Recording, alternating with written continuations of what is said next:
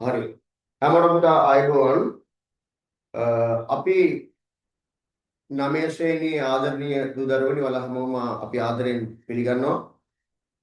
මේ වෙනකොට ඉස්කෝල වල නිවාඩු දීලා තියෙන්නේ. නමුත් බොහෝ විට 9 ශ්‍රේණියේ ඒකක ආවරණය වෙලා ඇති සමහර පාසල්වල සමහර පාසල් ආරම්භ වෙලා නැතුවත් ඇති. ඒ කොහොම වුණත් මම කල්පනා කරා මේ 9 ශ්‍රේණි දරුවන්ට දැන් වාර විභාග ආරම්භ කරන දෙසැම්බර් මාසයේදී ඒ නිසා වාර විභාග කටයුත්තට පොඩි අත්කලක් විදිහට දැන් ඉස්කෝලේ පටන් ගත්තේ වාර විභාග පවත්වන හින්දා 9 ශ්‍රේණියේ අවසාන පාඩම් දෙකක් තුනක් වගේ ප්‍රමාණිකුත් ප්‍රශ්න පත්‍ර කීපයකුත් ඔන්ලයින් තාක්ෂණය හරහා ඔයාලට අරගෙන මේ සඳහා කිසිදු අය කිරීමක් හෝ කිසිදු ප්‍රතිලාභයක් මා බලාපොරොත්තු වෙන්නේ නැහැ. හරි. අපි 9 ශ්‍රේණියේ අවසාන ඒකකය මේ ගොඩාක් අපිට ආවරණය කරන්න වෙලා මදි වෙනවා. මදි වෙච්ච ඒකකයක්. මම කතා කරනවා එහෙමද පුතා? කතා කරනවා එහෙමද?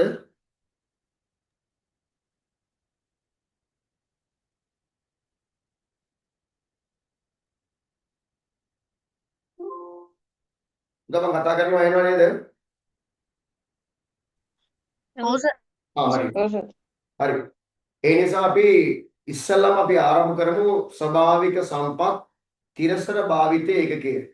අපි මේ ඒකකයෙන් පස්සේ තවත් ඒක කීපයක් සාකච්ඡා කරනවා. ඒ අතරේ 9 ශ්‍රේණියේ විභාගයට ඉලක්ක කරපු ප්‍රශ්න පත්‍ර කීපයකුත් අපි සාකච්ඡා කරන්න බලාපොරොත්තු වෙනවා. හොඳයි. උදාහරණ අපි ඒකකයේ මුලින්ම ලියා ගමු. 9 ශ්‍රේණිය අවසාන යුනිට් එක ස්වභාවික සම්පත් තිරසර භාවිතය. ස්වභාවික සම්පත් තිරසරව භාවිතය. මේ වචනේ ටිකක් ඔයාලට ඇහිලා පුරුදු ඇති. නමුත් තේරුම චුට්ටක් තේරන ගතිය අඩු වෙති. අපි මේක නිරෝධ කරගමු. ස්වභාවික සම්පත් තිරසරව භාවිතය. ඔයාලට නෝට් එක ලියා ගන්න වෙලාවෙ මදි වුණොත් මට කියන්න හිමින් පාඩම යන්න කියලා. එතන මම හිමින් යන්නම්. එතකොට පුතා අපි ඉස්සෙල්ලාම අඳුරගනිමු ස්වභාවික සම්පතක් කියන්නේ මොකක්ද කියලා. ඉස්සෙල්ලා අපි බලමු ස්වභාවික සම්පතක් කියන්නේ මොකක්ද? ස්වභාවික සම්පතක් කියන්නේ මොන වගේ දෙයක්ද?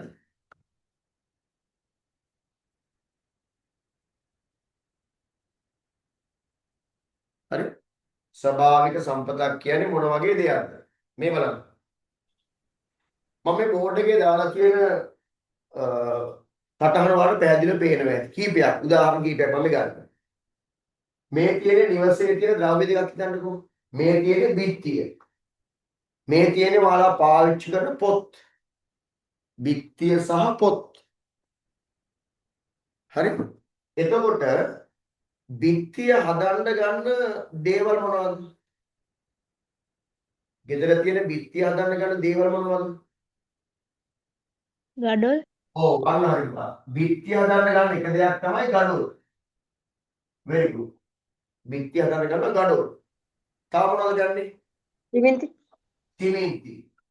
බිත්තිය හදන්න ගඩොල් ගන්නවා, සිමෙන්ති ගන්නවා. තව දේවල් තියෙනවා. ඒ අතරේ ඔය වැලි, කුණු නේද? වැලි, කුණු ඒ වගේ දේවල් පාවිච්චි කරනවා නේද? අපි කියමු කුණු කියලා. ඒත් මේ මම ලියලා තියෙන්නේ බිත්තිය හදන්න ගන්න දේවල් තුනක්. ගඩොල්, සිමෙන්ති සහ හුණු. දැන් මට කියන්න ගඩොල් හදන්න ගන්නේ මොනවද? මැටි. ඔව් අන්න හරියට. ගඩොල් හදන්න ගන්න එක දෙයක් තමයි මැටි. මැටි අනාගන්න එපේ මොනවද දාන්නේ? ජලය. වතුර. ඔව් ජලය. ඔව් වතුර ජලය. අන්න හරි. සිමෙන්ති හදන්න ගන්න දේවල් වල ටිකක් අහලා නැතුව ඇති. නමුත් දන්නවත් ඇති පොඩ්ඩක්. මැටි ගන්නවා සිමෙන්ති හදන්න. මැටි ගන්නවා. ආයතනවල හුණු ගල් ගන්නවා. හුණු ගල් ගන්නවා. ආයේ තවත් දෙයක් තියෙනවා ජිප්සම් කියලා. සමහරවලා ඉහළ පන්තිවල දිගෙන ගන්නවා. ජිප්සම් ගන්නවා. හරි. මැටි ගන්නවා, හුණු ගල් ගන්නවා, ජිප්සම් ගන්නවා. මොනවද හදන්නද? සිමෙන්ති හදන්න. හරි. පොත් හදන්න ගන්නේ කඩදාසි නෙමෙයි. පොත් හදන්න ගන්නේ කඩදාසි. කවරේට දාන කඩදාසි ටිකක් ධනකම් එකක් දානවා. ලියන්න පාවිච්චි කරන්නේ ධනකම් අඩු එකක් දානවා. කොහොමයි කඩදාසි තමයි ගන්න. කඩදාසි හදන්නේ ඔයාලා දන්න මොනවාද? ඔව්. ආලි වසු දානකදී ශාක කෙදි වලින්. පුතා මේ ඔයාලගේ මයික්‍රොෆෝන් එක මියුට් කරගන්න. හරි ශාක කෙදි වලින්. හරි ශාක කෙදි වලින් තමයි කඩදාසි හදන්නේ. හරිද? පුතා එක මයික්‍රොෆෝන් එකක් ඔන් කරලා තියෙනවා විමුක්ති. පුතා ඒක ඔෆ් කරගන්නකො. මියුට් කරගන්නකො. මියුට් කරගන්නකො.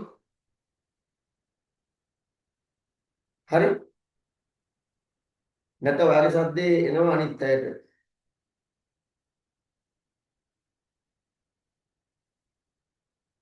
මිනුකි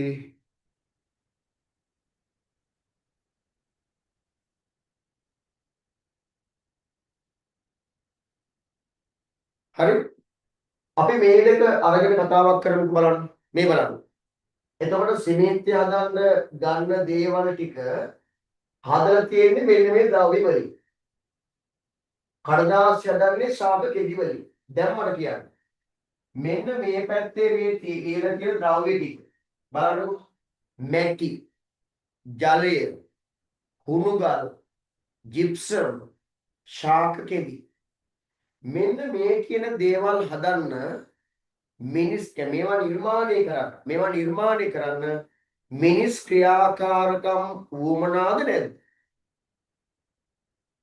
මැටි උවමනයි. වුමනයි.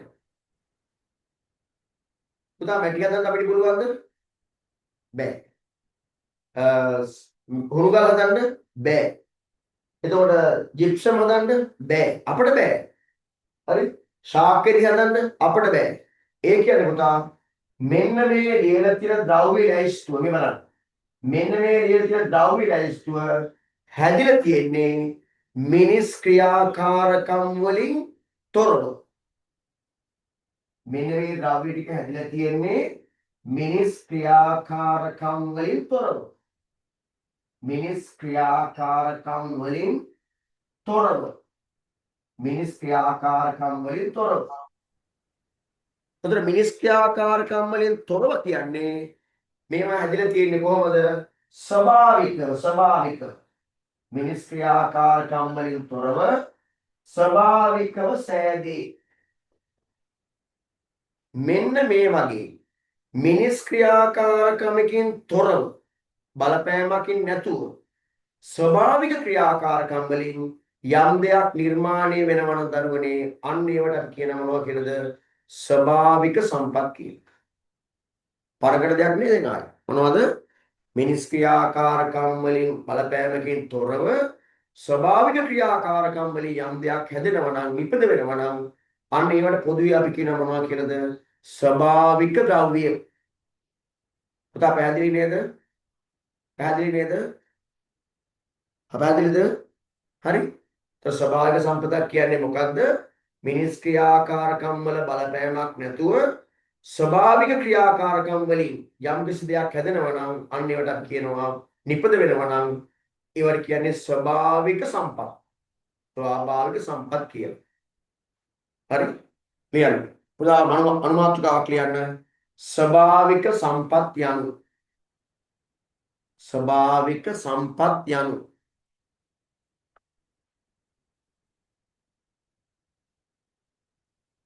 ස්වභාවික සම්පත් යනු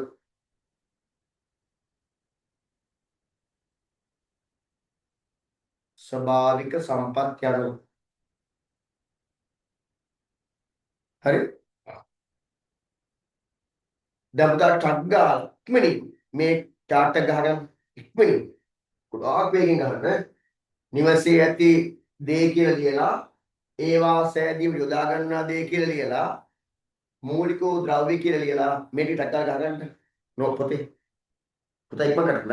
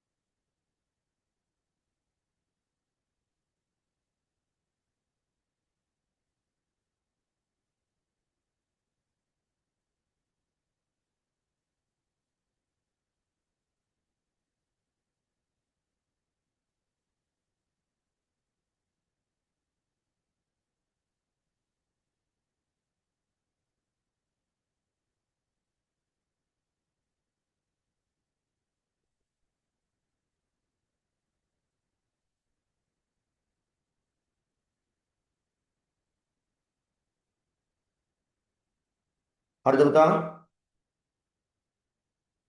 මිනිස් ක්‍රියාකාරකම් වලින් තොරව ස්වභාවිකව සෑදේ කියලා මෙතන ලියන්න. ඒතර මේවා හැදිලා තියෙන්නේ මෙන්න මේ ටික. මිනිස් ක්‍රියාකාරකමකින් තොරව ස්වභාවිකව නිෂ්පාදනය වූ දේවල්.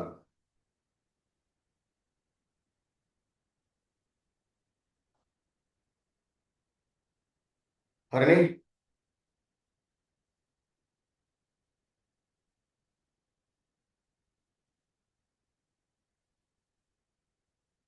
හරි නේද?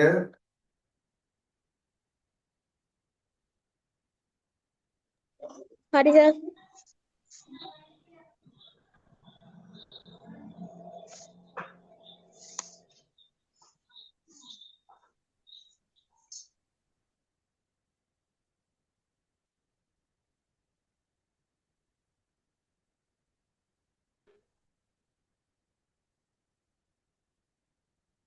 හරි ලියන්න. ලියන්න.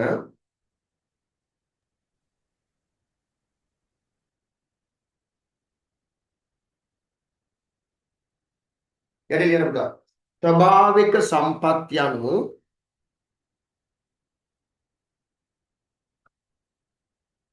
ස්වභාවික සම්පත් යනු මම ස්ක්‍රීන් එකේ දාලා තියෙන බලන්න. ස්වභාවික සම්පත් යනු මිනිස් ක්‍රියාකාරකම් වල බලපෑමෙන් තොරව ස්වභාවික සම්පත් යනු මිනිස් ක්‍රියාකාරකම් වල බලපෑමෙන් තොරව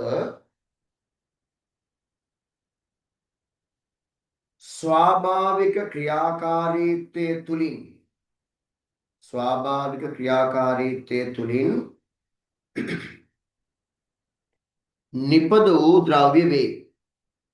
නිපද වූ ද්‍රව්‍ය වේ. ස්වභාවික සම්පත් යනු මිනිස් ක්‍රියාකාරකම් වල බලපෑමෙන් තොරව ස්වභාවික ක්‍රියාකාරීත්වයේ තුලින් නිපද වූ ද්‍රව්‍ය වේ. මම ස්ක්‍රීන් එකේ ඔන්න ෂෙයා කරලා තියෙන ඔයාලට ඒක බලාගෙන ලියා ගන්න පුළුවන්. හරිනේ? දැන් මම හිතන්නේ පාඩම් කරන්න දෙයක් නෑ. මොනවද ස්වභාවික සම්පත් කියන්නේ?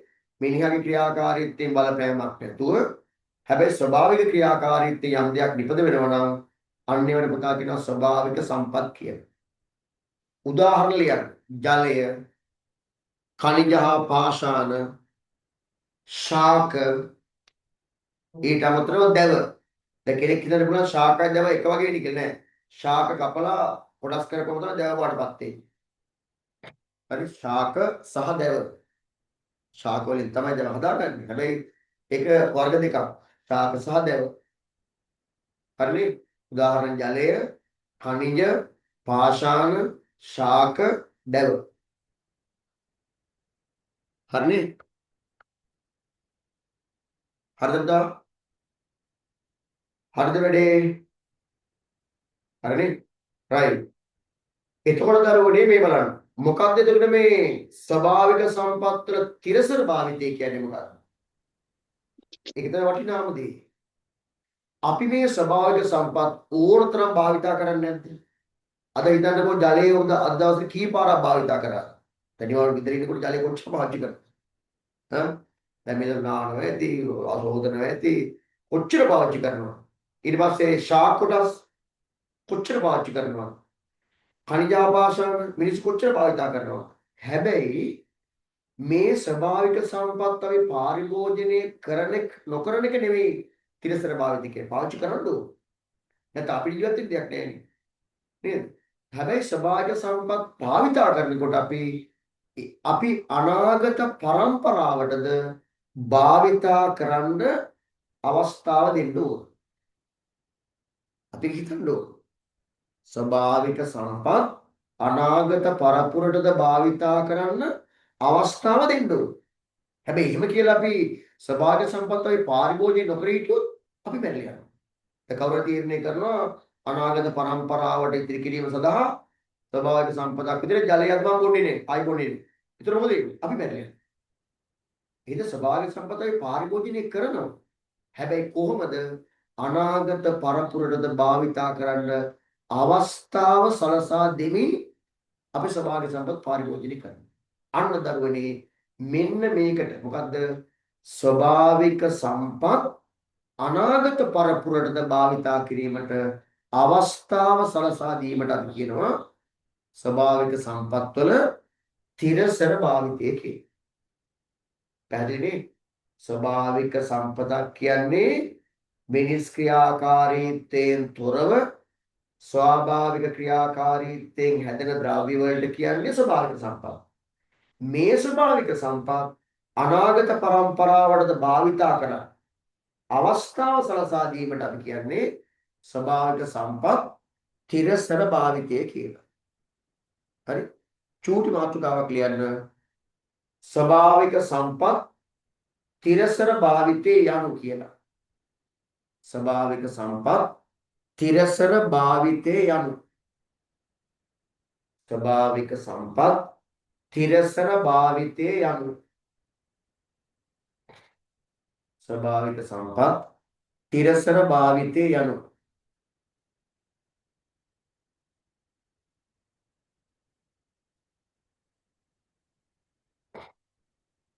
ස්වභාවික සම්පත් තිරසර භාවිතේ යනු. හරි? ලියන්න. ස්වභාවික සම්පත්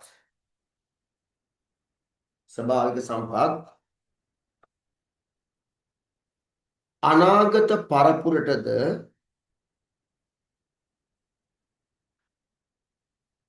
ස්වභාවික සම්පත් අනාගත පරපුරටද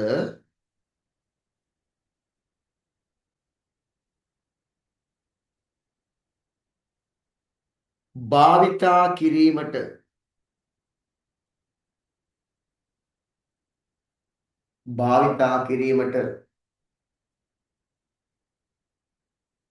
අවස්ථාව සලසා දීම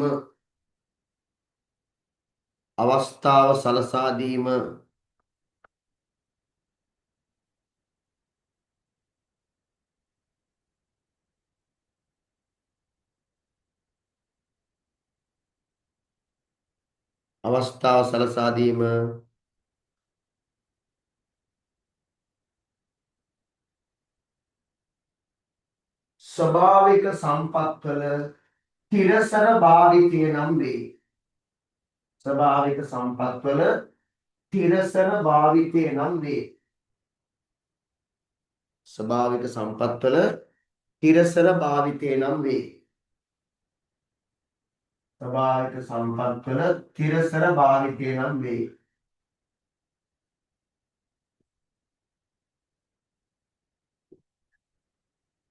තිරසර භාවිතය නම් වේ. හරි? අපි කතා කරන දරුවනේ මූලික ස්වභාවික සම්පත් හතරක් සාකච්ඡා කරන්න යන්නේ. මූලික ස්වභාවික සම්පත් හතරක් කතා කරන්න යන්නේ. මේ බලන්න. මූලික ස්වභාවික සම්පත් හතරක් අපි සාකච්ඡා කරන්න යන්නේ.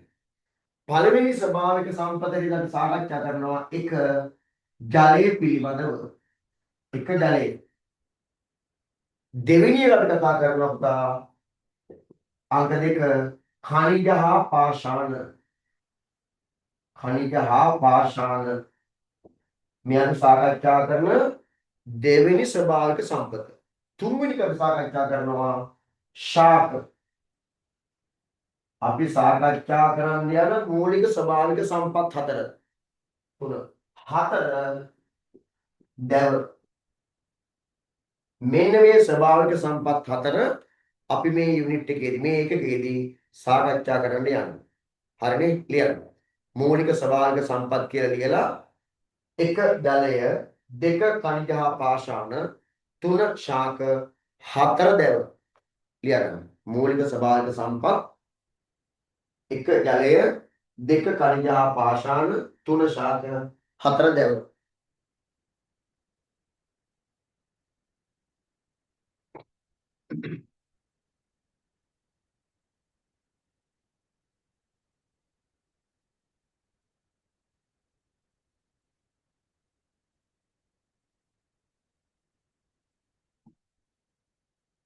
හරි නේද?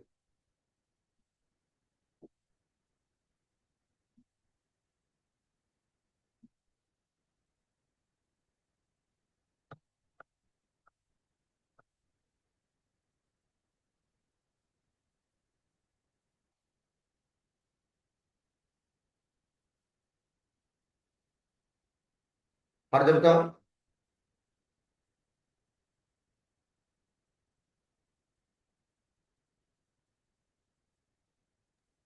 හරි සර්.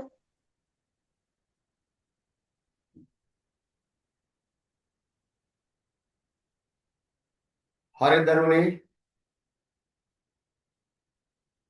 මූලික හරි සර්. මූලික ස්වභාවික සම්පත් හතර හරිද?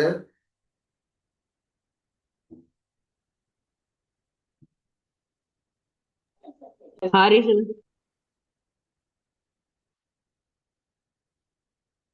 කියන්න. හරිද පුතා? හරි සර්. ඔයාලට පුළුවන් මයික් එක ඔන් කරලා කියන්න. right good. හරි. අපි ඉස්සෙල්ලාම කතා කරමු ජලය කියන මාතෘකාව. ජලය පළවෙනි මාතෘකාව කියන්න. ජලය මූලික ස්වභාවික සම්පත් හතරෙන් මුලින්ම කියන මාතෘකාව ජලය.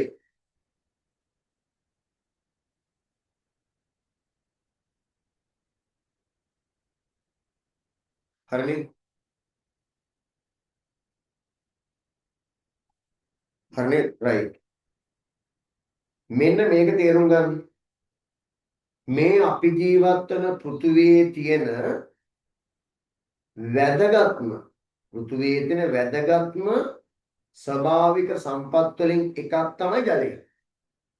කෙටියෙන්ම කිව්වොත් පෘථුවියේ තියෙන වැදගත්කමෙන් දෙවෙනි වෙන ස්වභාවික සම්පත් තමයි ජලය. හිතන්නකෝ ඔයාලට පැය දෙකක් තුනක් වතුර නැතුව ඉන්න පුළුවන්ද කියලා. කොච්චර අමාරුද බලන්න. ඉන්න පුළුවන් ටික වෙලාවක්. හැබැයි කොච්චර අමාරුද? එතකොට මේ පෘථුවියේ ජීවය හටගන්නේ. ඔයාලට අපි නම් මේ පන්ති කියනවා. පෘථුවියේ ජීවය හටගන්නේ ජලය පදනම් කරගෙන කියලා පිළිගත්තා නේද? ඒ කියන්නේ පෘථුවියේ ජලය තිබුණ නැත්තම් මේ කතා කරන මමත් නැහැ, ඔබත් නැහැ, මේ ශාක සත්තු කිසි කෙනෙක් නැහැ. ඒ කියන්නේ පෘථුවියේ ජීවය හටගන්නේ පෘථුවියේ ජීවය පවතින්නේ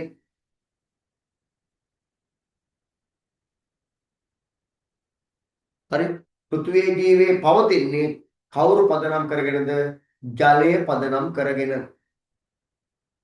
පැහැදිලිද? මේ පෘථුවිය මතු පිටට දැන් අපි මේ පෘථුවිය ගත්තොත් මේක පෘථුවිය මතු පිට නම් පෘථුවිය මතු පිටට ජලය ලැබෙන ස්වභාවික ප්‍රධානම ක්‍රමය තමයි වර්ෂාව. මේ පෘථුවිය මතු පිටට ස්වභාවිකව ජලය ලැබෙන ප්‍රධානම ක්‍රමය තමයි වර්ෂාව. හරි. ඒතර මේ අතීතයේ මිනිස්සු අතීතයේ මුතුන් මිත්තෝ මේ වැටෙන වර්ෂා ජලය සංරක්ෂණය කරගන්න. එහෙම තමයි කියනවා තිරසර භාවිතයට කරපු ශ්‍රේෂ්ඨතම නිර්මාණයට අපි කියන්නේ සාම්ප්‍රදායික වැව. අතීතයේ හිටිය අපේ මුතුන් මිත්තෝ මේ වැහි ජලය, වැස්ස වහින ජලය තිරසරව භාවිතා කරන්න, සංරක්ෂණය කරන්න, අනාගත පරම්පරාවට ඉතිරි කරන්න, අනාගත පරම්පරාවට භාවිත කරන අවස්ථාව දෙන්න සිදු කරපු විශිෂ්ටම නිර්මාණය තමයි වැව. හිතන්නකෝ සොරබොර වැව, පරාක්‍රම සමුද්‍රය, තිසා වැව, කලා වැව, ඔය වැව් එදා ඒ රජවරු සහ ඒ කාලේ හිටිය මිනිස්සු හැදුවේ නැත්තම් අද අපිට ඒවා පාවිච්චි කරන්න විදිහක් නැහැ. ඒ කියන්නේ අතීතයේ හිටිය අපේ මුතුන් මිත්තෝ ජලයේ තිරසර භාවිතය ගැන සෑහෙන කල්පනා කරලා තියෙනවා. ඔය වැව ගැන මම පොඩ්ඩක් ඔයාලට කියන්නම්. අපේ රටේ හදපු මේ වැව් තාක්ෂණය ලෝකේ මේ වෙනතේ කිසිම රටක හොයාගෙන නැහැ. ඒ කියන්නේ පස්, වැලි, මැටි, ගල් භාවිතා කළා මේ හදලා තියෙන පරාක්‍රම සමුද්‍රය, තිසා වැව, තොරබොර වැව, කලා වැව, නුවර වැව මේ වැව් සියල්ලම තියෙන තාක්ෂණය ලෝකේ මේ වෙනතේ කිසිම රටක හොයාගෙන නැති තාක්ෂණයක්. අපේ මුතුන් මිත්තට පුදුම තාක්ෂණයක් තිබිලා තියෙනවා මේ සාම්ප්‍රදායික වැව හදන. දැන් අවුරුදු කීයක් ගියද කලාවැවට? කලාවේ එක තැනකින් වතුර ලීක් වෙනවද? නෑ, කිසි තැනකින් නෑ. හැබැයි වර්තමානයේ අපි හදපු ඔය මේ වේගවලි වතුර ලීක් වෙනවා. ඒ අපේ වැව් තාක්ෂණයේ මුතු බිඳ වැව් තාක්ෂණය ඒක කොච්චරනම් ශ්‍රේෂ්ඨ නිර්මාණයක්ද? විශේෂ නිර්මාණයක්. අනිත් ඔබත් බලන්න ඕන දේවල්. හරි. ඒතර අපි අද මේ ජලයේ තිරසර භාවිත ගැන කතා කරාට මේක අපේ අතීතයේ මුතුන් මිත්තෝ ජලයේ තිරසර භාවිතේ කරපු අය. නේද? ඒතර අතීතයේ හිටපු වැව් හැදුවේ ජලයේ තිරසර භාවිතා කරා. නේද? එතකොට ජලය කියන්නේ අපිට වටිනාම මූලික ස්වභාවික සම්පතක්. ඒ ජලය තිරසරව භාවිතා කිරීම සඳහා උපක්‍රම දෙකක් අනුගමනය කරලා තියෙනවා. එකක් තමයි වැව් තාක්ෂණي වැවක් හදලා අර වැහි ජලය රැස් කරගන්න. පැහැදිලිද? ඊළඟ මාතෘකාව ජලය. මාතෘකාව ජලය. අපි වැදගත්ම කරුණු ටික පොයින්ට්ස් දාලා ලියා ගන්නවා. තරු දාලා ලියා ගමු. පළවෙනි තරුව ලියන්න. පෘථුවියේ ඇති වැදගත්ම ස්වභාවික සම්පතකි. පෘථුවියේ ඇති වැදගත්ම ස්වභාවික සම්පතකි. වැදගත්ම ස්වභාවික සම්පතකි. පෘථුවියේ ඇති වැදගත්ම ස්වභාවික සම්පතකි.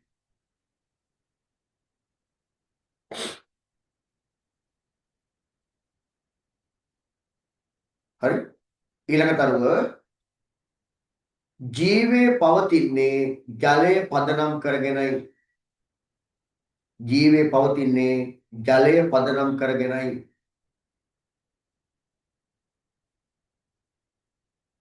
ජීවයේ පවතින්නේ ජලය පදනම් කරගෙනයි. ඒ වගේම ජීවයේ පවතින්නේ ජීවය හටගන්නේ ජලය මුල් කරගෙන නේ. ජීවයේ පවතින්නේ ජලය පදනම් කරගෙනයි.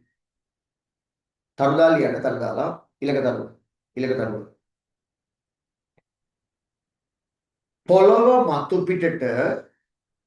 පොළොව මතු පිටට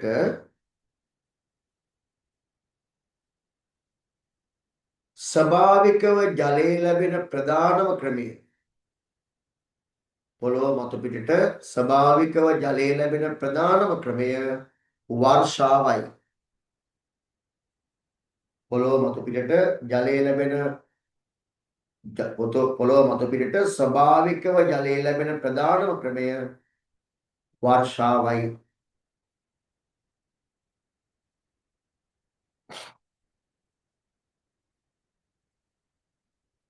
හරි.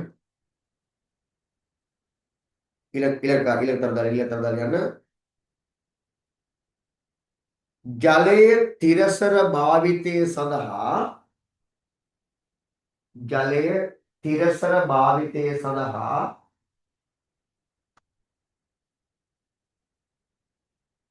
ජලයේ තිරසර භාවිතයේ සඳහා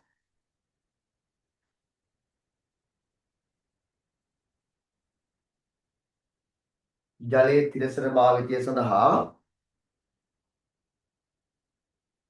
අතීතයේ සිටි මුතුන් විත්තන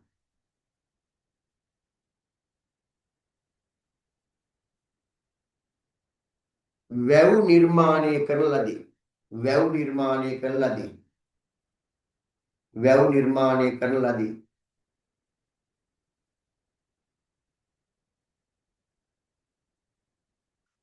හරි. වැව් නිර්මාණය කරන ලදී.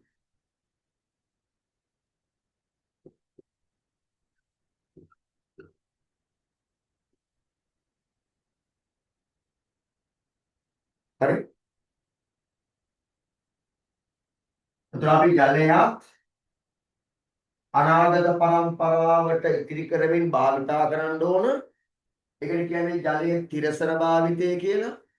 ජලයේ තිරසර භාවිතයට අනුගමනය කරන ක්‍රියාමාර්ග. ජලයේ තිරසර භාවිතය සඳහා අනුගමනය කරන ක්‍රියාමාර්ග. එකක් දැන් අපි කතා කරලා ඉවරයි. මොකද්ද? එකක් තමයි ජල සංරක්ෂණයට වැව් සෑදීම. මෙන්න ජලයේ තිරසර භාවිතය සඳහා ගන්න පුළුවන් එක ක්‍රියාමාර්ගයක් තමයි ජල සංරක්ෂණයට වැව් සෑදීම. බලන්න ඉස්සරහ කිය මුතුන් මිත්තෝ ජලයේ තිරසර භාවිතය ගැන කොට අවබෝධයක් තිබිලා තියෙනවා. ඒකින්ද ජල සංරක්ෂණයට වැව් හැදුවා. දෙවෙනි කාරණය තමයි වැසි ජලය රැස් කර ගැනීමට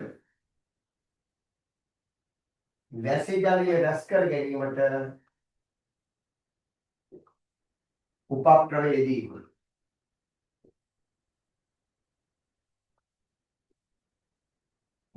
යෙදීම.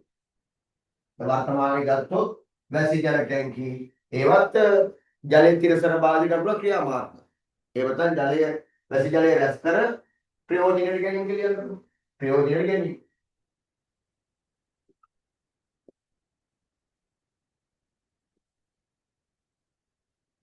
right clear. ජලයේ තිරසන භාවිතය අනුගමනය කරන ක්‍රියාමාර්ග දෙකක්. එකක් ජල සංරක්ෂණයට වැව් සෑදීම, දෙක වැසි ජලය රැස් කර ප්‍රයෝජනයට ගැනීම.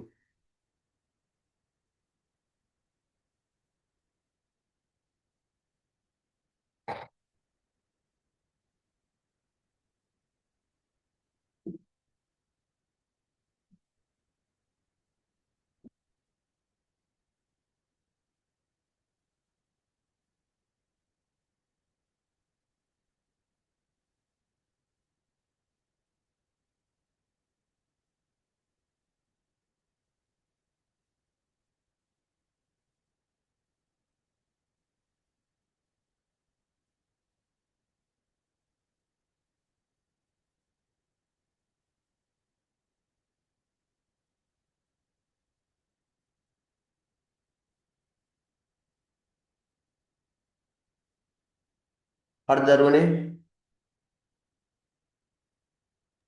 හරි සර්.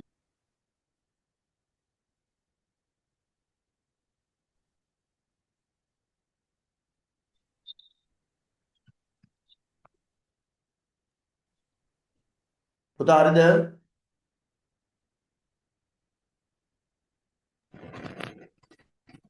හරි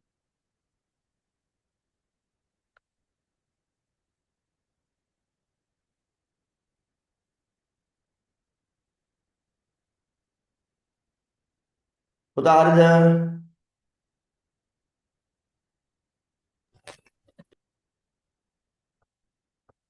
මට ඇහෙන්නේ නැහැ ඔයාලා කියන එක.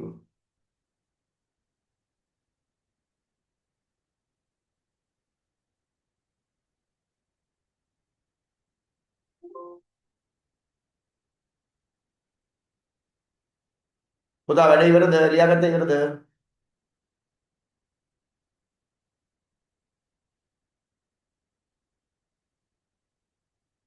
හරි නේද?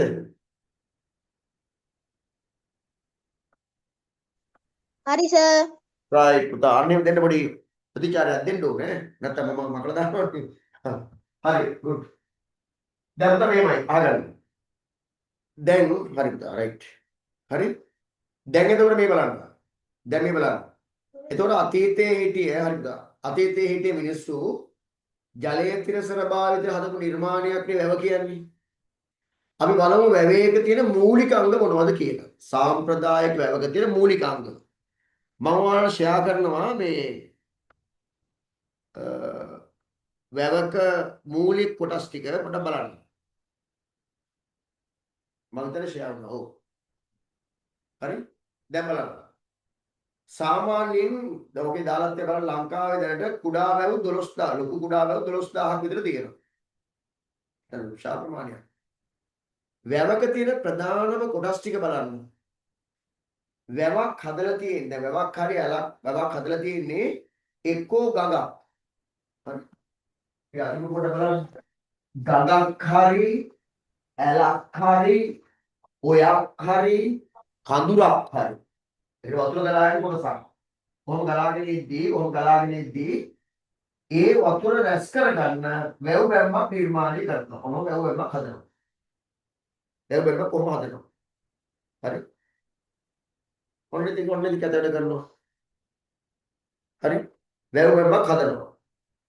වැව් බැම්මක් හැදුවාම මේ වැසි ජලය ඇවිල්ලා මේ වැව් බැම්මේ ඔන්නෝම රැස් වෙනවා. මේක තමයි අපි වැව කියන්නේ. මේක තමයි අපි වැව කියලා කියන්නේ. පුතා ඔයාලගේ වීඩියෝ ඔන් වෙලා තියෙනවා. හරි. මේක තමයි වැව කියලා අපි කියන්නේ. එතකොට මේන ගඟේ වතුර රැස් කරගන්න මේ හදලා තියෙන්නේ වැව් බෑම. හරි. දැන් මේක අක්කර ගානක් පුරා වතුර පිරලා තියෙන්නේ. එතකොට වැවේ වතුර අර මුහුදේ රළ වගේ ඇවිල්ලා මෙහෙම වදිනවා. වැව් වැවේ වදිනවා. පැහැදිලිද? ඒ වදිනකොට වැව් වැවේ හේතෙන්න පුළුවන්. අන්න ඒක වළක්වන්න ඔයාලා දැකලා ඇති වැව් වැවේ ඇතුල් පැත්තේ හලුගල් තට්ටුවක් අතුල්ලා තියෙනවා. අන්න ඒකට තමයි අපි කියන්නේ රළපණාව කියලා. මේක රළපණාව කියලා කියනවා, සලපණාව කියලා කියනවා. તો මේ තමයි වැවේ වැව් බැම්ම, වැව් බැම්ම. මේක තමයි ගංගාව. ගංගාවක් වෙන්න ඕනේ. ගංගාවක් හරි අලක් හරි දොලක් හරි වෙන්න පුළුවන්. හරි. එතකොට මේකේ අතුල් පැත්ත තමයි අපි කියන්නේ කළුගල් තට්ටුවක් අතුරලා අර වතුර ඇවිල්ලා වදිනකොට හේදෙනක වළක්වන්නේ මෙන්න මේ ඇතුලේ තියෙන ගල් තට්ටුව. කළුගල් තට්ටුව. ඒකට කියන්නේ රළපණාව. ඒක සලපණාව කියන්නේ. මේ වැවේ මේ ඉහළ කොටස් මෙන්න මේ කොටස් වල කියන්නේ වැව් ඉස්මත්ත කියලා. වැව් ඉස්මත්ත. වැව් ඉස්මත්ත ගැන තාමත් හැන්දෑවට වැව් ඉස්මත්තකට ගියාම පුදුමාකාර ලස්සන දර්ශනයක් තියෙනවා. අතීතයේ රජවරු මේ වැව් ඉස්මත්තේ කිසිම නිර්මාණයක් ගොඩනැගීමක් කරන්න දුන්නේ නැහැ. ඒක තනිකර එහා පැත්තෙන් විශාල වනාන්තරයක සම්බන්ධ කරලා තියෙන්නේ. තනකොළ වෙවිලා තියෙන්නේ. හරි වර්තමානයේ තමයි වැව් ඉස්මත්තේ හෝටල් හදන්නේ. ඉස්සර එහෙම කරේ නැහැ. හරි ඊළඟට මේ වැවේ ජලය මෙන්න මෙතන තමයි වාරි ඇල. අර මුල් දෙන ඇල තියෙන්නේ. ඒ ඇලට වතුර මුදා හරින්නේ මෙන්න මෙතන සොරවුවේ. වතුර මුදා හරින්නේ සොරවුවේ. සොරවුවෙන් වතුර මුදා හරින්නකොට තියෙන ප්‍රධානම අභියෝගය තමයි මේ තරම් විශාල ජලස්කන්ධයක් මේ සොරවුවෙන් එළියට දානකොට මේ වැව් බැම්මට සිදුවන හානිය වැඩි. වැව් බැම්මට වෙන්න තියෙන හානිය වීමේ හැකියාව වැඩි. ඒ නිසා ඒක පීඩනය දරාගෙන මේ සොරවුවට වතුර මුදා හරින්න මෙන්න මෙතන තියෙන නිර්මාණයක්. ඒකට කියන්නේ බිසෝ කොටුව කියලා. බිසෝ කොටුව කියලා අපි කියනවා. පැහැදිලි නේද? එතකොට මේ අනුතරමේ මේ ටිකවත් දැනගන්න. මේක තමයි වාරි ඇල. මේ ඇල ඔස්සේ තමයි අපි ඇල කියලා දාමු ඇල. මේක දිගේ තමයි වතුර කුඹුර වලට යන්නේ. හරි? ඒතර වැවක තියෙන මූලිකාංග මොනවාද? වැව් බැම්ම තියෙනවා, සලපණාව තියෙනවා, බිසව කොටුව තියෙනවා, ඇල තියෙනවා. ඊට අමතරව වැව් ඉස්මත් මෙන්න මේ ටික තියෙනවා. මේ තමයි වැවක මූලික අංග. හරි? ලියන්න තමයි මාතෘකාවක් වැවක මූලික අංග කියලා ලියලා වරම ෂෙයා කරලා තියෙනවා ස්ක්‍රීන් එක. ඒ ස්ක්‍රීන් එක දිහා බලාගෙන ටග් ගාලා පොඩක් අද ගන්නකො වැවක මූලික අංග කියලා.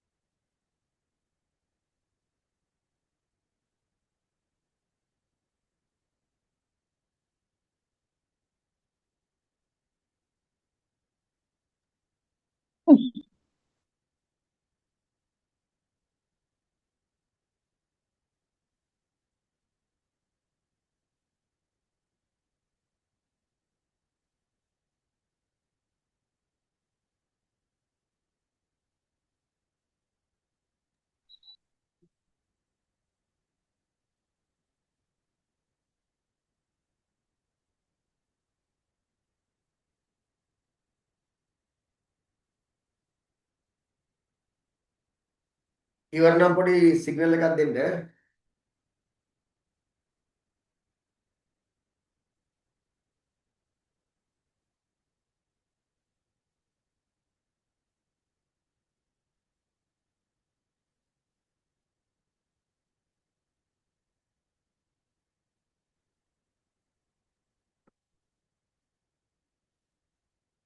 හරිනේ? රයිට්. හරි.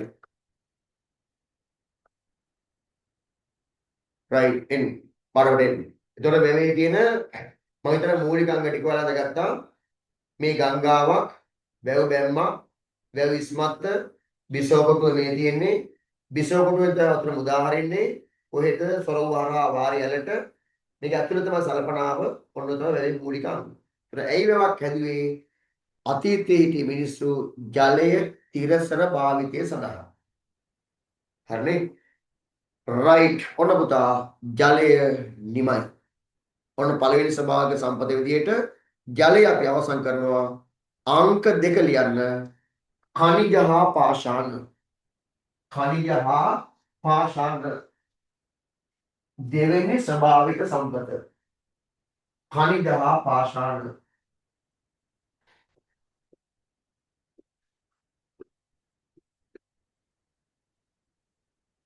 khනිජ හා පාෂාණ.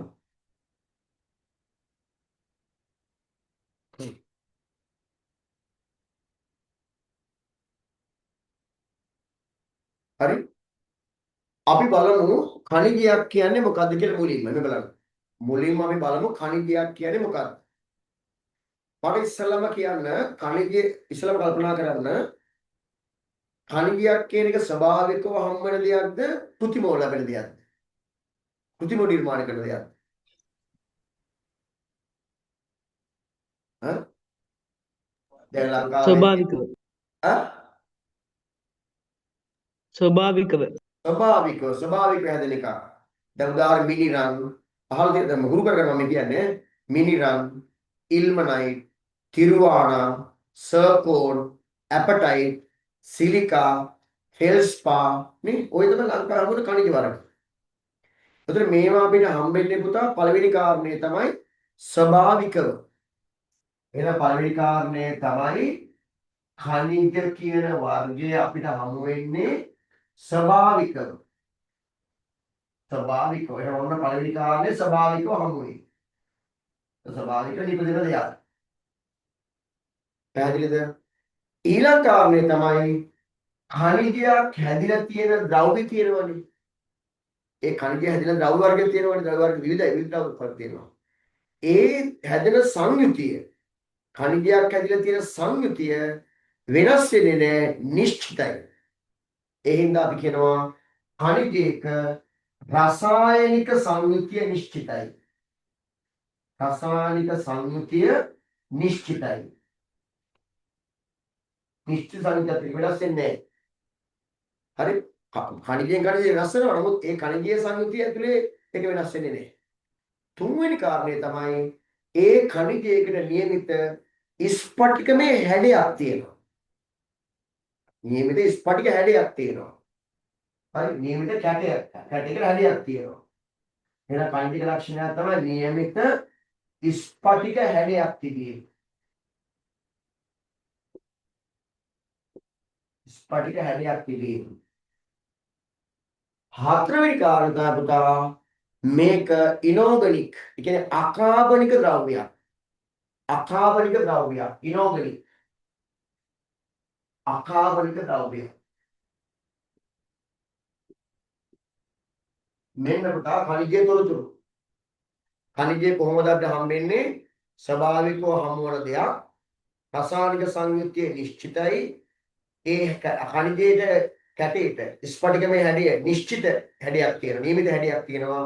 අකාබනික ද්‍රව්‍යයක්. එහෙනම් khනිජයක් කියන්නේ මොකද්ද? ස්වභාවිකව හමු වන නිශ්චිත රසායනික සංයුතියක් සහිත හරි සහිත නියමිත ස්පටික හැඩයක් ඇති ඝන අකාබනික ද්‍රව්‍යයකට අපි කියනවා khනිජයක් කියලා. khනිජයක් කියනවා. පැහැදිලි? හරිනේ? රයිට්. ක්ලියර් පුතා. khනිජයක් යනු මුලින්ම කියන khනිජයක් යනු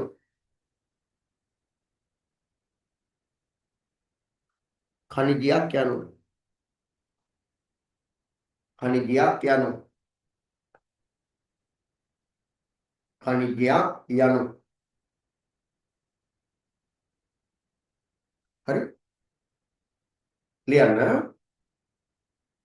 ස්වභාවිකව හමුවන මම මේ ටික ඔක්කොම එකතු කරලා දෙන්නේ ස්වභාවිකව හමුවන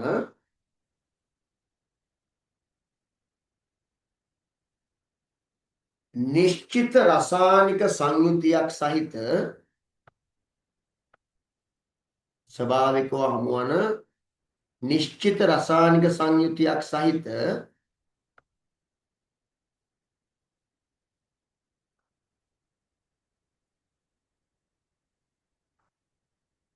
නිශ්චිත රසායනික සංයුතියක් සහිත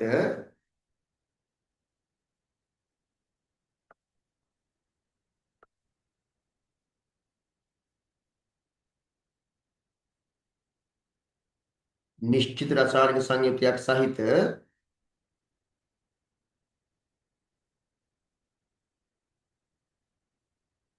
නියමිත ස්පටික හැඩයක් ඇති නියමිත ස්පටික හැඩයක් ඇති නියමිත ස්පටික හැඩයක් ඇති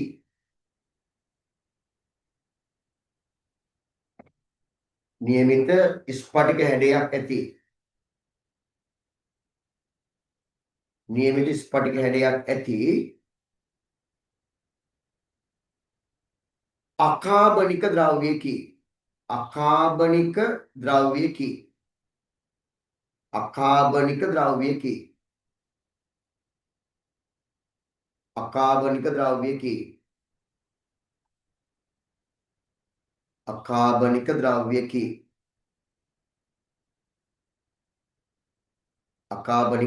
අකාබනික ද්‍රව්‍යයකි හරිද පුතා right යටිල් ලියන්න ලංකාවේ හමුවන ප්‍රයෝජනවත් khනිජ ලංකාවේ හමුවන ප්‍රයෝජනවත් khනිජ ලංකාවේ හමුවන ප්‍රයෝජනවත් khනිජ එකක් තමයි මිනිරන් ලංකාවේ හමුවන ප්‍රයෝජනවත් khනිජ එකක් තමයි මිනිරන් තව එකක් තමයි තිරුවානා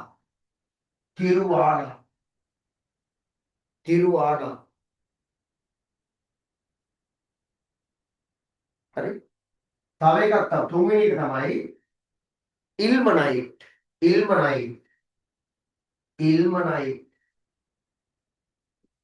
ඉල්මනයිට් හරි ඉල්මනයිට් තව එකක් තමයි රූටයිල්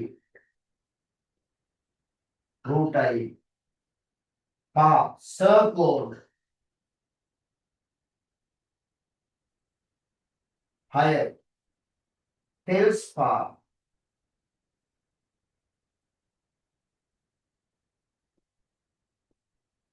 ටෙල්ස්පා හරි ඇපටයිට්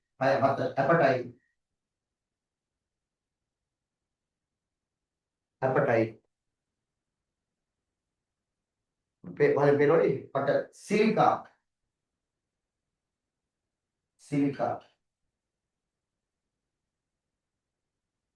hari appetite silika appetite tiruwana මේක තිරුවාන කියලා කියන්න එපා තිරුවාන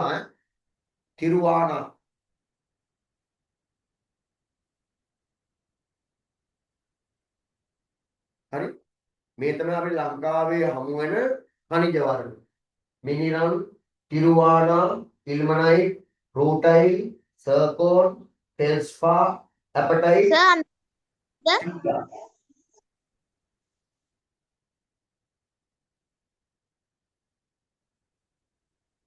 ඒ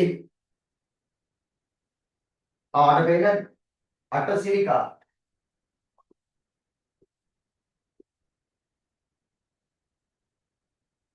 එතන අපි ලංකාවේ හමු වන khනිජ වර්ග ටික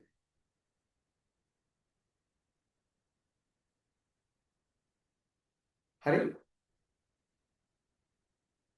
පුතා ලියවිවලද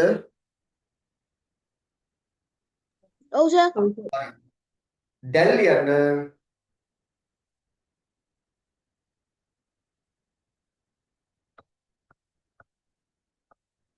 හරි දැන් ලියන්න පාෂාණයක් යනු පාෂාණයක් යනු පාෂාණයක් යනු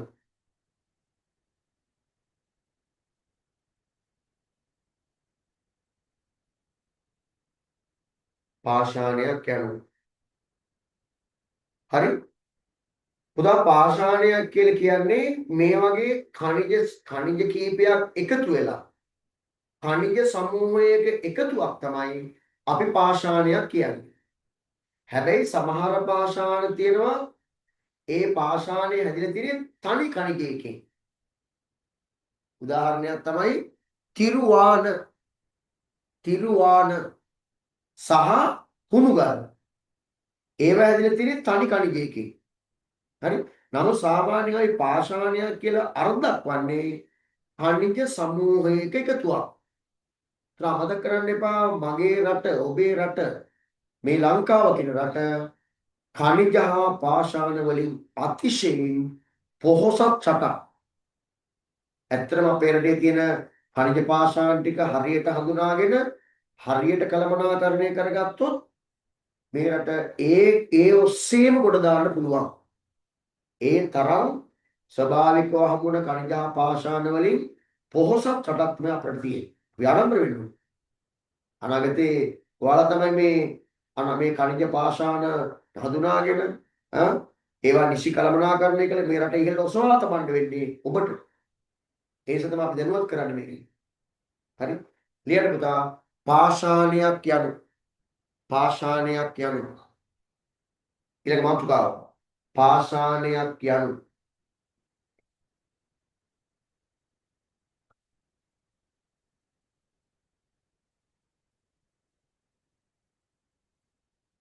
ලියන්න.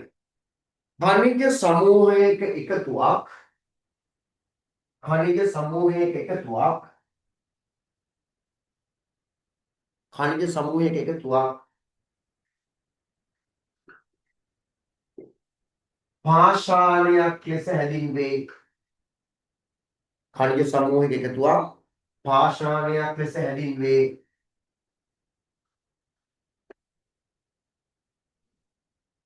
හරි?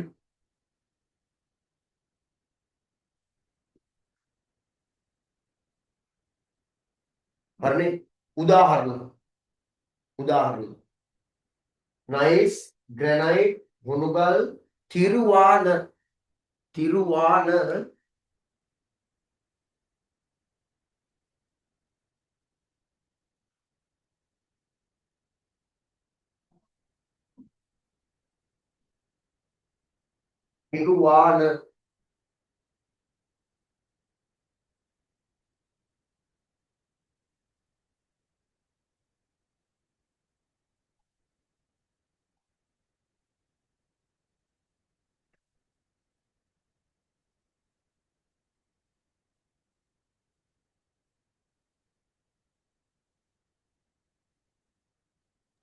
Hari sir. හරි පුතා හරි. මෙන්න මේකේ පුතා මේකේ මෙන්න මේ දෙක සරල වරහන් දාලා ලියන්න.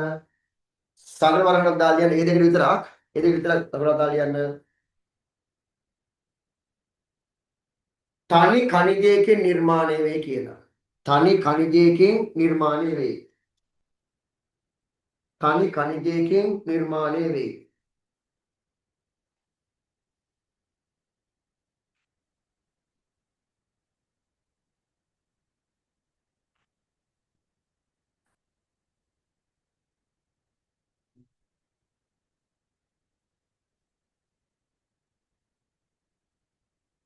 හරි?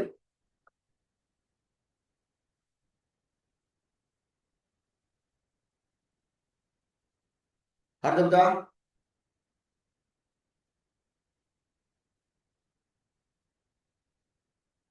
හරිද? හරි රයිට්. මම දැන් ඔයාලට පෙන්නනවා ඛනිජ කැබලි කීපයක්. ආවද? ඔන්න. මේ බලන්න මෙන්න මේ තියෙන ඛනිජ කැබලි මේ. මේ ඛනිජ කැබලි මොනවද මට කියන්නේ? මේ තියෙන ඛනිජ කැබලිට මොකද්ද අපි කියන්නේ? මැණික්. Manik. ඔව් මේ ඛනිජ කැබලිට පුතා අපි කියන්නේ මැණික් කියලා. හරි? අපි පොඩ්ඩක් කතා කරමු මැණික් ගැන. ලියන මාතෘකාව මැණික්. මාතෘකාව ලියන මැණික්.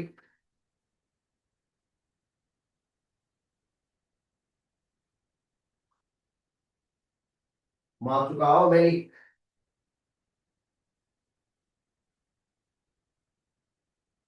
දැම්මට ඉස්සෙල්ලාම කියන්නේ මැණික් කියන්නේ මොනවද? ඔයාලා දන්න විදිහට. මැණිකක් කියන්නේ කපලා උපදාන ආභරණ හදන්න ගන්න කණික කැබලි ස්පටික කෑලි. දැන් අපිට දැන් පොඩි ආඩම්බර වෙන කාරණේකුත් තියෙනවා. පොඩි ලොකු ආඩම්බරයකට කාරණේකුත් තියෙනවා. මොකද කාරණේ?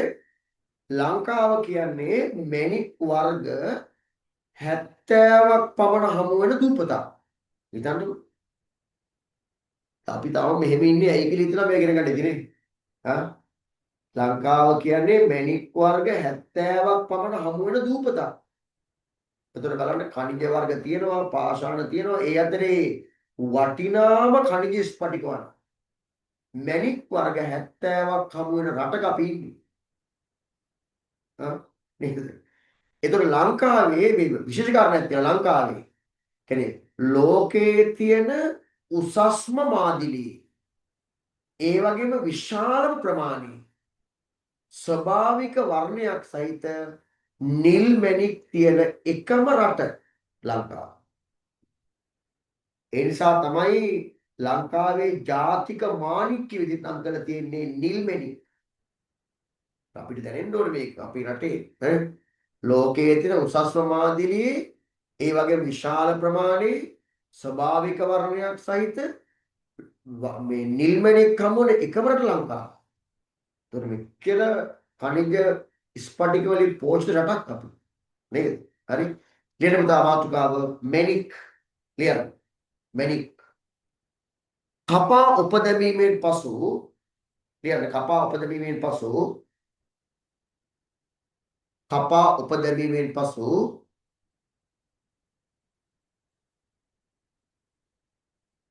ආභරණ සෑදීමට ආභරණ සෑදීමට සෑදීම ආභරණ සෑදීම ආභරණ සෑදීම වැනි කටයුතු සඳහා යොදා ගන්නා වැනි කටයුතු සඳහා යොදා ගන්නා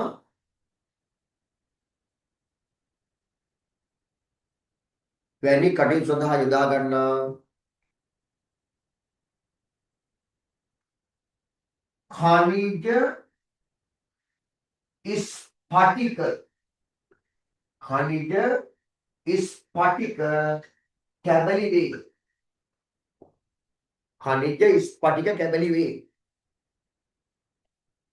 කපා උපදැමීමෙන් පසු ආභරණාදිය සෑදීමට යොදා ගන්නා खनिज स्फटिक කැබලි තමයි මැණික් කියලා අපි කියන්නේ. හරි හරිනේ खनिज स्फटिक කැබලි තමයි මැණික් කියලා කියන්නේ. හරි O level syllabus එකේ මැණික් ගැන උගන්වන එකම අවස්ථාව මේ තියෙන්නේ. ඒක 9 විතර උගන්වන්නේ. අද 10 විතර හම්බෙන්නේ නැහැ. ඒ දෙක හරි වටන දෙයක් ඔයාලට. අනාගතයේ ඔබ මැණික් සම්බන්ධ ආයෝජකයෙක් වෙන්න පුළුවන්. පරිශ්‍රණය කරන කෙනෙක් වෙන්න පුළුවන්. ව්‍යාපාරිකයෙක් වෙන්න පුළුවන්. රයිට්? හරි නේද?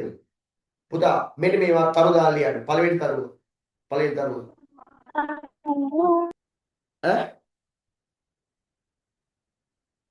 පළවෙනි තරුව. ලංකාවේ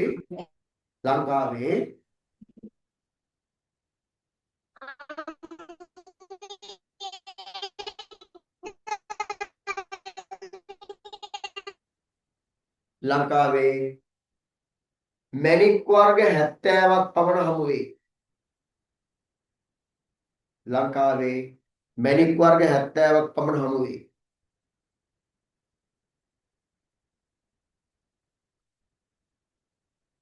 මැණික් වර්ග 70ක් පමණ හමු වේ.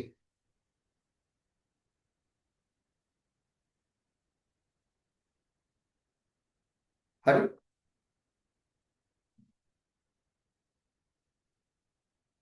හරි දරුවනේ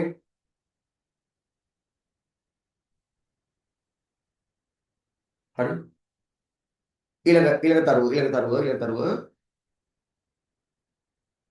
ලංකාවේ ජාතික මාණික්‍ය ලංකාවේ ජාතික මාණික්‍ය. එහෙම තියෙනවනේ ජාතික සත්වයා, ජාතික වෘක්ෂය, ජාතික පුෂ්පය එහෙම තියෙනවනේ. ඒ වගේ ලංකාවේ ජාතික මාණික්‍ය නීල මාණික්‍ය වේ. නිල්මණික්. නීල මාණික්‍ය වේ. එහෙම තමයි නිල්මණික්. ලංකාවේ ජාතික මාණික්‍ය නැත්නම් නීල මාණික්‍ය නිල්මණික් වේ.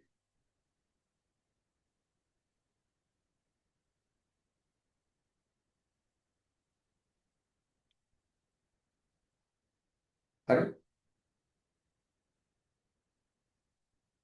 හරි දරුවනේ. right. ඊළඟ දරුව උසස්ම මාදිලියේ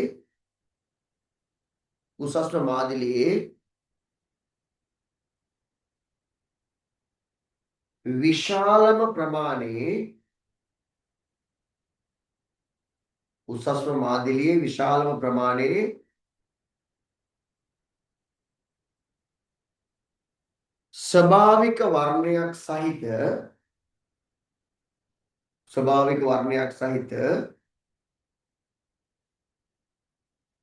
ස්වභාවික වර්ණයක් සහිත නිල්මණික්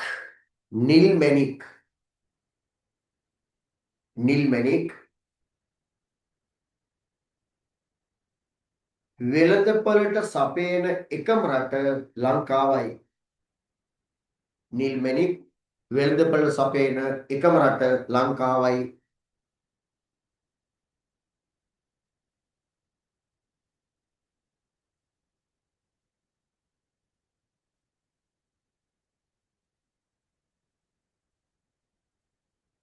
උදාහරණ දෙන්නේ හරි නේද? හරි? Hari sir. හරි. හරි සර්. right. පොඩකින්ද දැන් මෙන්න මෙහෙම දේවල් තිරහ ගන්න. මැණික් හටගන්නේ කොහෙද? දවල් ප්‍රශ්නයක් එනවා ඔයාලා අහුවේ නෑ මැණික් හටගන්නේ කොහෙද? මේ බලන්න. මැණික් හටගන්නේ විශාල පර්වතයකට සම්බන්ධ වෙලා.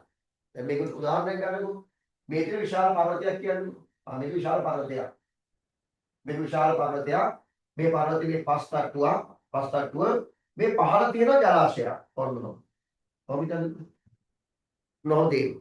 ජලාශය පහළ කියන වෙලේ අපිට මේක පස් තට්ටුවක් තියෙනවා. පස් තට්ටුව පස්සු. කොහොමද මේ ජලාශයක්. මේ හරි ජලාශයක් කියනවා. හරි? දැන් මේක විශාල පර්වතයක්. දැන් මැණික් කැවේලේම හටගන්නේ විශාල පර්වතයකට සම්බන්ධ වෙලා. දැන් මේ පර්වතයට සම්බන්ධ වෙලා තමයි මැණික් හටගන්නේ ඔන්න. මැණික් ඇති වෙනවා. හරි? ඊට පස්සේ මොකද වෙන්නේ? කාලයක් යනකොට මේ පර්වතය ඛාදනය වෙනවනේ. ඒකේ හේතුවින්ද පාෂාණ ජීර්ණය කියලා දන්නවනේ. අතේ ඉරකට පාෂාණ ජීර්ණය කියන්නේ. ඒතර මේ පර්වත ඛාදනය වෙනවා. මේ පර්වත ඛාදනය වෙනකොට අර මැණික් පර්වත වලින් ගැලවෙලා වැටෙනවා. ඒ ආයතන පාර දුක්කල වැටෙන්නේ කාලයක් තිස්සේ මේ සැරේ ඒ පර්වත ආසන්නයේ තියෙන පස් වලට වැටෙනවා. මේ පස් තට්ටු වලට වැටෙනවා. හරි? පර්වත කාදරේකට මැණික් ගැලවෙලා වැටෙනවා. ඊට පස්සේ මොකද වෙන්නේ? මේ පර්වත ආසන්නයේ තියෙන පස් වලට මේ මැණික් යට වෙනවා. කොහොමද යට වෙන්නේ? පස් වලට යට වෙනවා. පස් වලට වැලි වලට යට වෙලා යනවා. හරි? මෙන්න මේ වගේ මැණික් යට වෙච්ච මැණික් යට වෙලා තියෙන පස් සහ පාෂාණ වලින් යුක්ත කළු පාට පස් වර්ගයක් අපිට හමු වෙනවා. ඒවට කියන්නේ ඉල්ලම් කියලා. ඉල්ලම බහුවචනේ ඉල්ලම්. පැහැදිලිද? පර්වත වලින් කැඩිලා ගිහිල්ලා පස් වලට වැටිලා ඒ පර්වත පාන් වල පස් වලට යට වුණාම ඒ පාෂාණ තට්ටුවට අපි කියන්නේ ඉල්ලමක් කියලා. ඉල්ලම් තට්ටුවක්. නිකන් මම දැකලා තියෙනවා නිකන් කළු පාටුල් පස් වැලි වර්ගයක්. වැලි පස් මිශ්‍රණයක්. මම ඉල්ල දැකලා තියෙනවා. ඉල්ලම් කරලා තියෙනවා. හරි? මේ ද්‍රව්‍ය තට්ටුවේ ඉල්ලමක් කියලා. අපි කරන්නේ මොකද්ද? මෙන්න මේ ඉල්ලම් තට්ටුව අර මැණික් තියෙන පාත් කරලා සාමාන්‍ය අපිට මැණික් ගන්න දන්නවා මේ පස් තට්ටු දැක්ක හැටි වැලි ඒ වැලි තට්ටු දැක්ක හැටි අඳුර ගන්න පුළුවන් මේ තියෙන ඉල්ලන්ද නැද්ද කියලා. ඒක වෙනම පාඩක්. එතකොට අපි කරන්නේ මොකද? මිනිස්සු කරන්නේ මේ ඉල්ලම හාරනවා. හාරලා කූඩේකට දාලා ඔහොම කරනවා. ඔහොම කරනවා. කූඩයක් කියන්නේ මේ තඩි කූඩ. හරි ඉල්ලම් කූඩ කියලා වර්ගයක් තියෙනවා. ඉල්ලම් කූඩ දාලා අර ඉල්ලම් ටික දාලා වතුර ටික අරන් ගිහලා මේක කරනවා. ඔහොම කරනවා. ගන්නකොට අර වැලි ටික අයින් වෙලා ගිහිල්ලා මැණික් වල ඝනත්වය වැඩිනේ. එහෙනම් මැණික් ටික ඉල්ලම් කූඩේ පතුලේ රැඳෙනවා. හරි? එතකොට ලැබෙන ඉල්ලම් ටික වට්ටියකින් ගරලා තමයි මැණික් ටික අරගන්නේ. ඔක ලේසි වැඩක් නෙවෙයි කිව්වට ලොකු වැඩක්. ලොකු වැඩක්. මේකට නීතිමය අවසර ගන්න ඕන වැඩි ගන්නවා නම් නැත්නම් පොලිසියෙන් අල්ලනවා. මොකද මේක මේ අපි නීතිමය අවසර දුන්නේ නැත්නම් එහෙම මේක හැමතැනම හාරලා පාශුකාදනය කරනවා. නායන්න පුළුවන් භූමිය. හරි? එතකොට මෙන්න මේ වගේ මේ ඉල්ලම් ගරලා මේ ඉල්ලම් හාරලා ගත්තාම මේ වලට අපි කියන්නේ පතලක් කියලා. පතල. ඉල්ලම් ලබාගත පතලක් කියලා කියන්නේ. හරි? සාමාන්‍ය මේ වගේ පුතා දැන් අපි හිතලා මොනවද මෙහෙම කියලා හිතන්නකෝ. දැන් මෙතන ඉල්ලම් හම්බෙනවා කියන්නකෝ. දැන් මේකේ ඉල්ලම හාරනවා. ඔහොම පස්තාව හාරනවා. ඔහොම යනකොට හාරනවා. දැන් මේක පතලක්. දැන් මේකේ තියෙන කොහොම උඩට දාලා කලවලා ගොඩ ගහලා තියෙනවා. ගොඩ ගහලා තියෙන්නේ. මේ ඉල්ලම් තත්ත්වය තියෙන්නේ. ඊට පස්සේ කිසි කරන්නේ මොකක්ද දන්නවද? කිසියම් ප්‍රමාණයක් ගැඹුරට ගියාට පස්සේ ආයෙ මේක මේ පැත්තට යටට හාරන්නේ නැතුව මෙහෙම හාරන්න යනවා. උමගක් වගේ. ඕම හාරන්නේ යනවා. මේක හරි වැරදි වැඩක්. ඒතර මේ උඩින් තියෙන පස් තට්ටුව. උඩින් පස් තට්ටුව දැන් මේක පතල මේ පතලේ ඉඳන් උමගක් තියෙන මේ හාරගෙන යනවා පහ මේ පැත්ත. එතකොට මේ පස් තට්ටුව කඩාගෙන ගැටි වලක්වන්න බිම යටි මුක්කු හයි කරලා ඔය කැකිල්ල කියලා ශාක වර්ගයක් තියෙනවා. ඒ ශාක වර්ග මේ පතුලේ කොහොම ගහලා කොහොම රඳවලා මුක්කු ගහලා තියෙන්නේ. හරි? සමහර මේක ඇතුළේ ඔක්සිජන් ලෙවල් අඩුයි. ඒ වගේ වෙලාවෙ පිටින් ඔක්සිජන් දෙනවා ඇතුළට. හරි? මම ඔයාලට නිකන් පතලක් පෙන්නන්න නම් පතලක් පෙන්නන්නද මම? මම ඔයාලට පතලක් පෙන්නන්නද පොඩි පතලක්? ආ හරි. ඉතින් පුතා මෙන්න මේ වගේ තමයි පතලට බහින්නේ අපි. පතලට බහින්න වෙනම ලණුවකින් මිනිස්සු බහින්නේ. ඒ තියෙන්නේ. ෂෙයා වුණාද? ඔව්. ඔය තියන්නේ පතලට බහින්නේ ඇති. හරි? හරි? ඔය තියෙන්නේ පතලකට බහින හැටි. හරි? මේ පතලකට බහින හැටි මේ තියෙන්නේ. ඔක බහැලා ඊට පස්සේ අර උමක දිගේ තිරස්සේ යන්නත් පුළුවන්. හරි?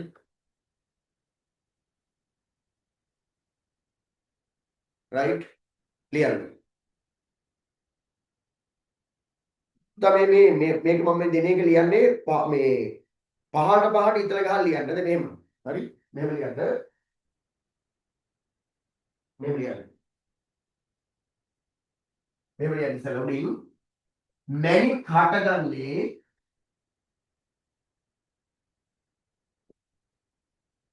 හටගන්නේ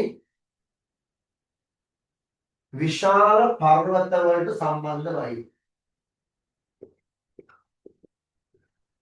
විශාල පර්වත වලට සම්බන්ධවයි.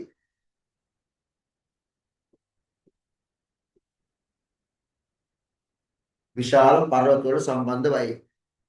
හරි? ඊට පස්සේ මෙම් පහළ ඉතලක් ගන්න. කොහොමද ඉතලක් ගන්න? ඉතලක් ගන්න. දැන් ලියන්න පර්වත ඛාදනය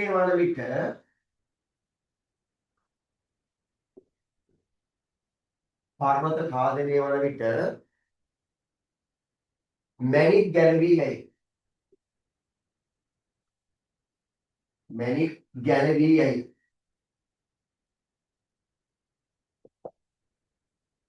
පර්වත ඛාදනය වන විට මැණික් ගැලවී යයි.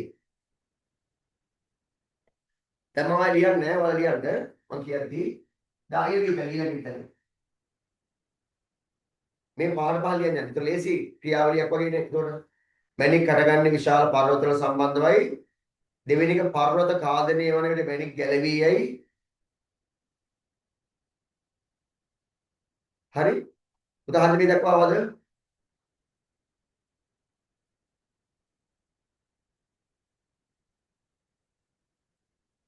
මේ දක්වා ආවද? හරි සර්. හරි. ඊළඟ තුන්වෙනි ක්‍රියාවට පුතා වර්ෂාව සමග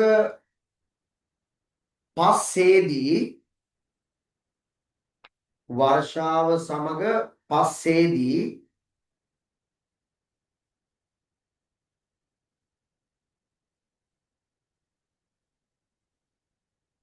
වර්ෂාව සමග පස්සේදී මැණික් සමග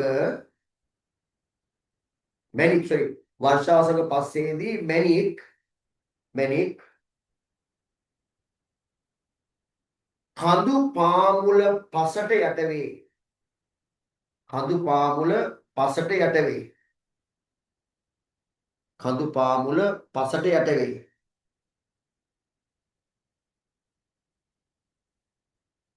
කඳු පාමුල පසට යට වේ.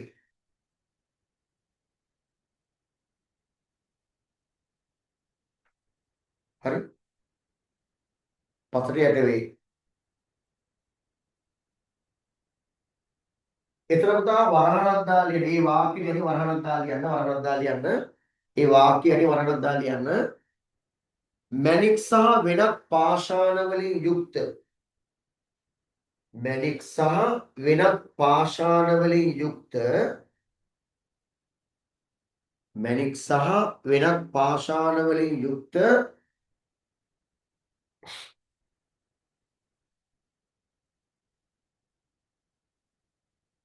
ද්‍රව්‍ය තට්ටුව මැණික් සහ වෙනත් පාෂාණ වලින් යුක්ත ද්‍රව්‍ය තට්ටුව ඉල්ලම ලෙස හැඳින්වේ. ඉල්ලම ලෙස හැඳින්වේ. ඉල්ලම ලෙස හැඳින්වේ. ඉල්ලම ලෙස හැඳින්වේ.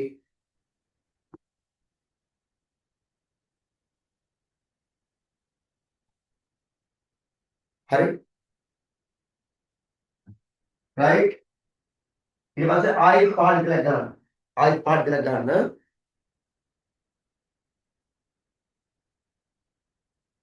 පහළ කියලා ගන්න. එතකොට මේ ඉල්ලම් දැක්කාම මැණික් ගන්නය දන්නවා මේ හරිය මැණික් තියෙනවද නැද්ද කියලා. ඒ ඉල්ලම් වල පාට වෙනස්. හරි ඉතල ගහලා ලියන්න ඉතල යන්න. මැණික් ඇති ස්ථානවල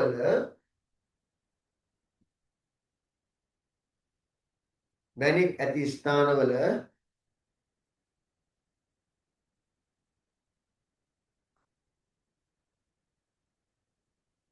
ලිඳක් වැනි පතලක් හාරා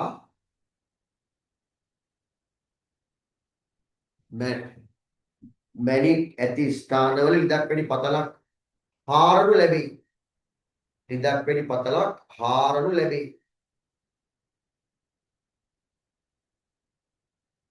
හාරනු ලැබේ.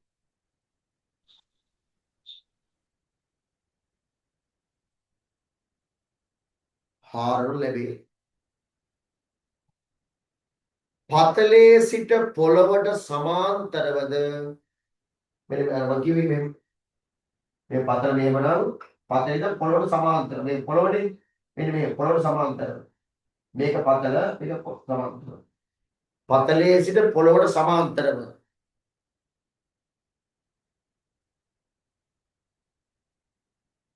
උමගක් හාරනු ලැබේ. උමගක් හාරනු ලැබේ. කවුරු හරි දන්නවද මේ උමගට කියන නම?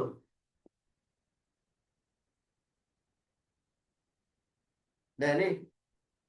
මේක පුතා පතලනේ. මේ පතලේ ඉඳන් පොළවට සමාන්තර යටිහාර උමගට කියන්නේ දෝනාව.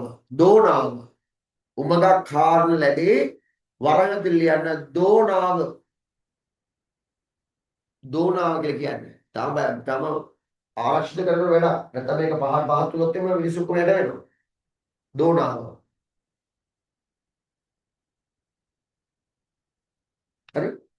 හරි දෝනාව. ඒක ඉතින් ඉවරයි. දැන් ඊළඟ ගන්න.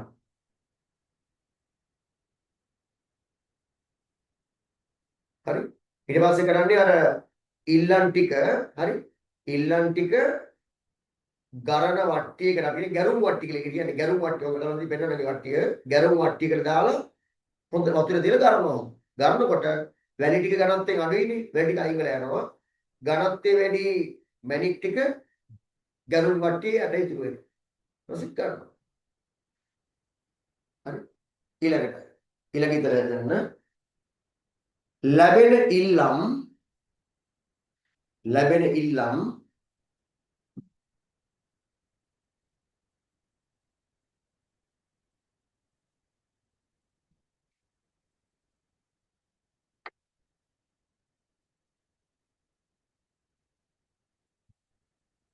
ඉල්ලම් ගැරුම් වට්ටියකින් ගරා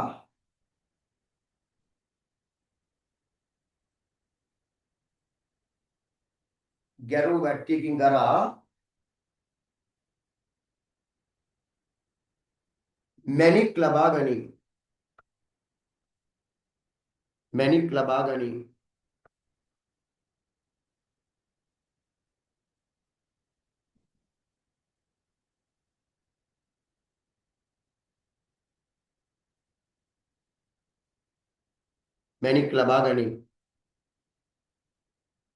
මම ඔයාලට පෙන්නන්නම් ගැරුම් වට්ටිය ඔන්න බලන්න. ඔන්න ඔහම තියෙන්නේ. ඔය පේනව නේද? ඔය තියෙන්නේ ගැරුම් වට්ටියක්. ඔය තියෙන්නේ ගැරුම් වට්ටියකින් මැණික් ගැරුවට පස්සේ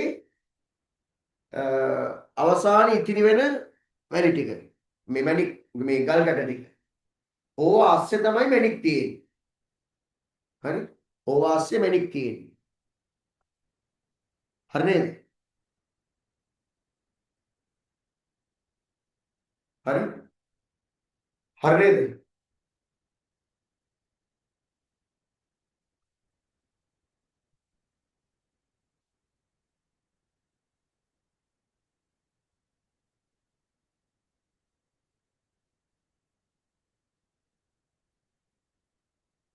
හරිද පුතා? හරිනේ? right. අපි අදට ඔතනින් නතර වෙනවා. හරි? අපි ඊළඟ දවසේ කතා කරනවා මැණික් වල තියෙන ලක්ෂණයි මේ මැණික් කර්මාන්තයේ ඇති වෙලා තියෙන අර්බුදයි. ඒ කියන්නේ පරිසරයේ තියෙන බලපෑමයි. හරි? right. අපි ඊළඟ දවසේ මැණික් වල ලක්ෂණ සහ ඒ සම්බන්ධ කරුණු කාරණා සාකච්ඡා කරමු. අපි අදට පන්තිය සමුගන්නවා. ඔයාලා හැමෝටම සුබ රාත්‍රියක් වේවා. හරිනේ පුතා? right. ආයිබෝන් නේ. ආයිබෝන් සර්. හරි. ආයිබෝන් සර්. ආයිබෝන් සර්. හරි පුතා. ප්‍රීමියම් හරි පුතා. ආයිබෝන් සර්. හරි පුතා හරි. All